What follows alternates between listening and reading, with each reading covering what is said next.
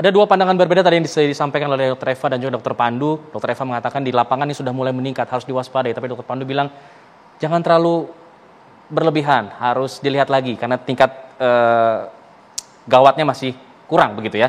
Nah, bagaimana kemudian pemerintah mengantisipasi hal ini? Ada Pak Abraham di sini, Pak Abraham Wirotomo, selaku tenaga ahli utama KSP. Tadi Dr. Eva mengatakan ada aturan-aturan yang kemudian dirasa longgar sehingga dimanfaatkan masyarakat. Ini kenapa kemudian pemerintah sepertinya bisa dibilang kecolongan mungkin? Oke. Jadi makasih Bang Alfat. Pertama terkait aturan karantina. Jadi peraturan karantina di Indonesia itu termasuk lebih ketat jika kita bandingkan dengan negara lain. Bahkan beberapa negara maju tidak ada kewajiban untuk tes setelah masuk ke negara tersebut. Nah, Indonesia cukup ketat. Lama masa karantinanya juga lebih panjang dibandingkan dengan negara lain. Dan ini hasilnya kita nikmatin.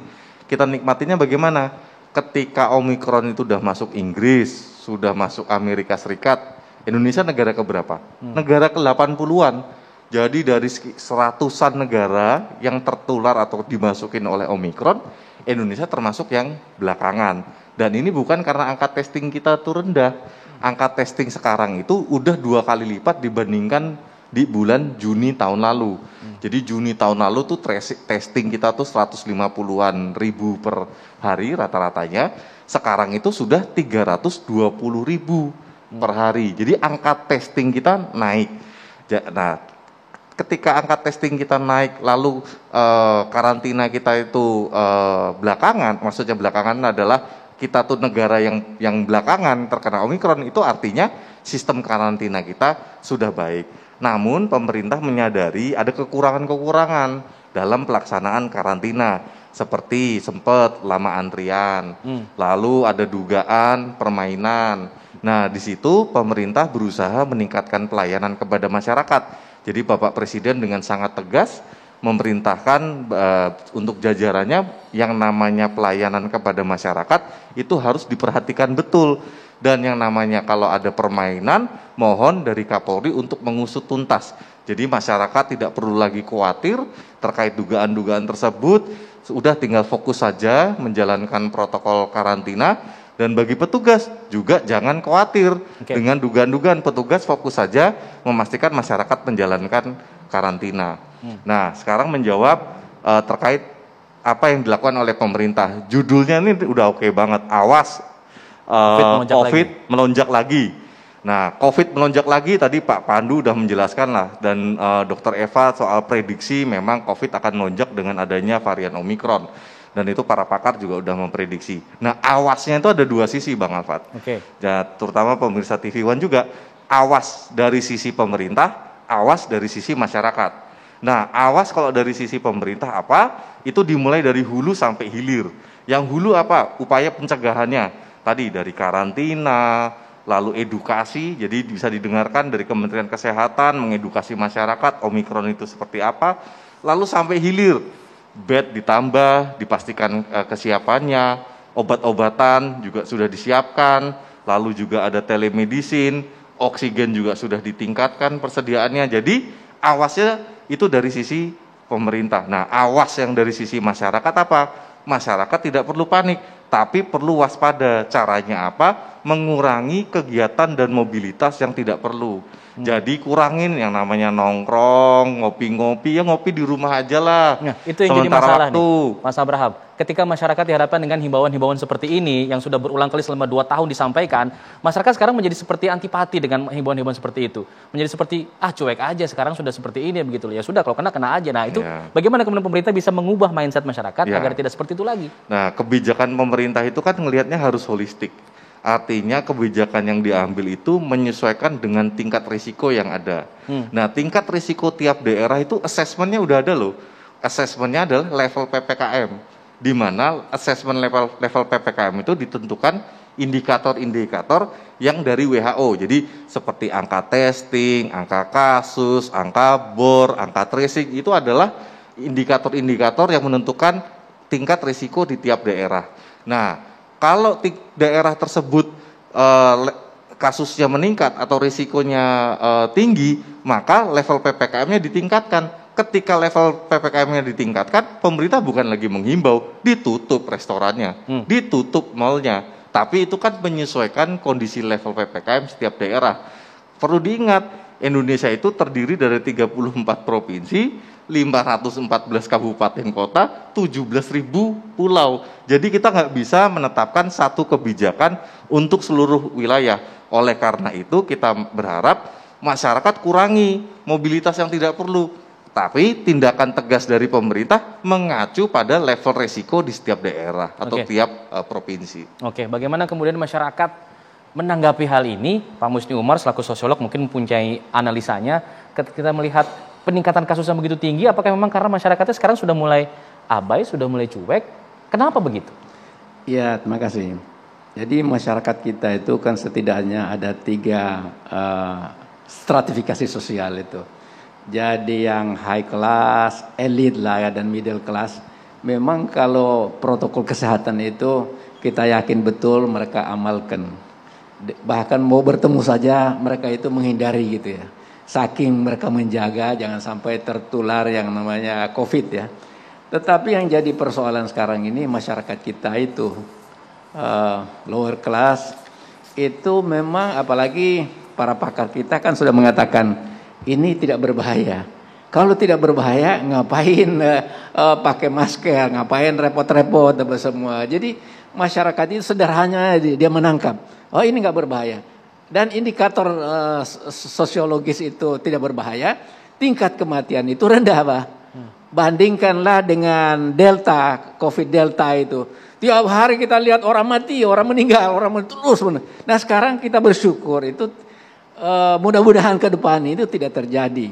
Tidak terjadi. Memang masyarakat itu banyak yang terpapar COVID Omikron. Tetapi tingkat berbahayanya itu mudah-mudahan tidak seperti Delta. Nah itu yang harus kita jaga. Jadi menurut saya memang kita tidak punya pilihan kecuali terus-menerus bersama dengan rakyat, menghimbau dengan rakyat.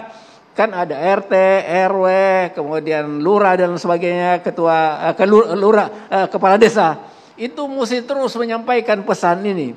Jangan kita lengah, jangan kita abai, jangan menganggap ini masalah ringan. Kenapa? Karena masyarakat kita itu banyak yang komorbid. Karena banyak merokok, jadi macam-macam penyakit.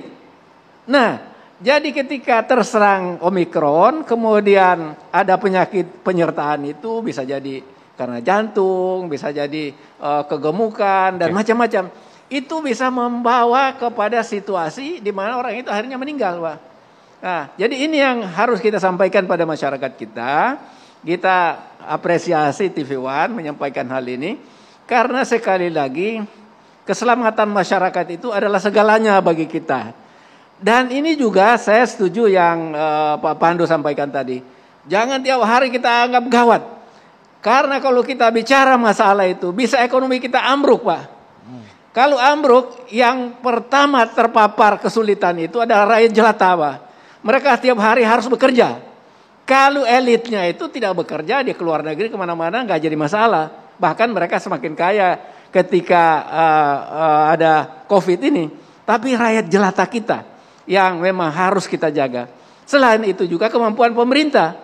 Adakah kemampuan pemerintah untuk ngasih BLT atau ini apa sembako dan lain sebagainya? Saya kira dengan kondisi sekarang ini semakin berkurang. Jadi ini barangkali yang menurut saya secara sosiologis yang perlu kita perhatikan untuk kebaikan kita bersama. Baik. Ya, saya sepakat sekali tadi yang disampaikan oleh Prof. Musni bahwa yang namanya edukasi kepada masyarakat itu harus terus menerus. Ya, betul, Pak. Dan tentu Omikron ini tidak bisa dianggap hal yang sepele. Ya. Karena meskipun angka kematiannya itu lebih rendah dibandingkan dengan Delta, tapi tentu kita tidak mau ada orang yang meninggal kan. Ya, itu hal sesuatu yang sedih.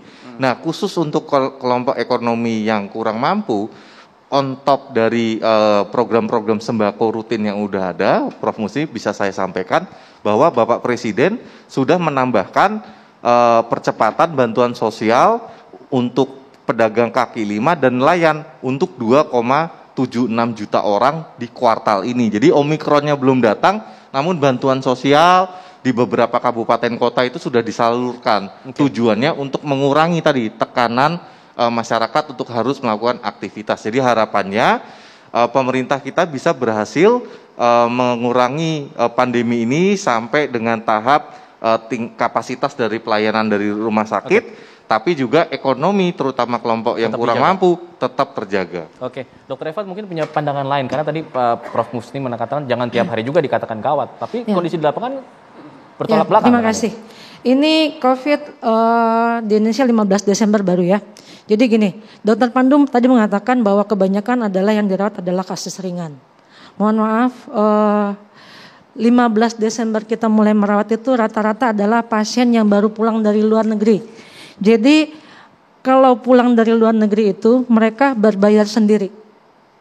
Jadi gejala ringan maupun dirawat apa itu mereka bebas. Jadi mungkin data yang Dr. Pandu dapat kemarin itu adalah data mereka yang penularan langsung dari luar negeri, yang baru pulang dari sana dan positif. Jadi kondisi mereka memang banyak kan masih ringan, Dok.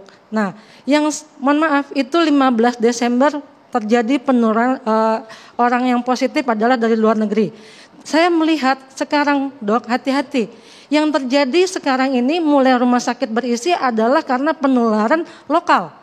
Jadi bukan dari luar lagi. Karena mohon maaf, kami rumah sakit tidak bisa menerima pasien dengan gejala ringan karena tidak akan dibayar, klaimnya tidak dibayar. Jadi memang tidak akan rumah sakit negeri, rumah sakit yang melayani COVID, yang memang bekerja sama dengan pemerintah itu menerima pasien dengan gejala ringan. Jadi menurut saya sekarang yang harus kita waspadai, ini mulai naik karena terjadi penularan lokal antar orang Indonesia yang ini pastinya awalnya memang dari penularan dari luar, Dok. Jadi itu maksud saya, kita hati-hati jangan bilang 80% ringan, itu ringan yang mana? Mereka yang dari luar negeri. Mereka dari luar negeri memang bebas, mau dirawat nggak sakit pun dia mau dirawat silakan, asal mereka bayar gitu kan. Tapi kalau rumah sakit kita gejala ringan, sedang dan berat. Jadi kalau tempat tidur mulai terisi terus, artinya ini mulai hati-hati. Nah, hati-hati. COVID apapun itu kalau dengan ada komorbid semua jadi berat, Dok, gitu. Jadi maksud saya jangan cepat pula kita mengatakan bahwa ini hanya ringan, ini hanya Indonesia gitu. Baik. Apalagi masyarakat sudah bosan, sudah pasti besok juga kayak gini. Besok nih PPKM nih, besok kita nggak boleh mudik, kita nggak boleh. Curiga tuh udah banyak gitu loh. Jadi ini COVID ini cuma enteng kok, ini cuma digede-gedein, mau jualan vaksin, mau jualan PCR. Baik. Jadi udah kayak gitu jadinya gitu. Baik. Maksudnya ya kita harus tetap mengatakan ini harus hati-hati. Baik. Prokesnya yang utama, karena yang mencegah supaya virus jangan sampai masuk, jangan seseorang sakit itu adalah prokes. Dan sekarang itu yang terjadi adalah prokes longgar, mal dibuka. Baik. Semua di mana-mana pesawat penuh. Iya. Fasilitas di mana tumpuk-tumpukan. Itu yang penting. Kita akan elaborasi nanti selepas jeda, kita jeda dulu. Kita akan kembali sesaat lagi. Tetap bersama kami di Dua Sisi.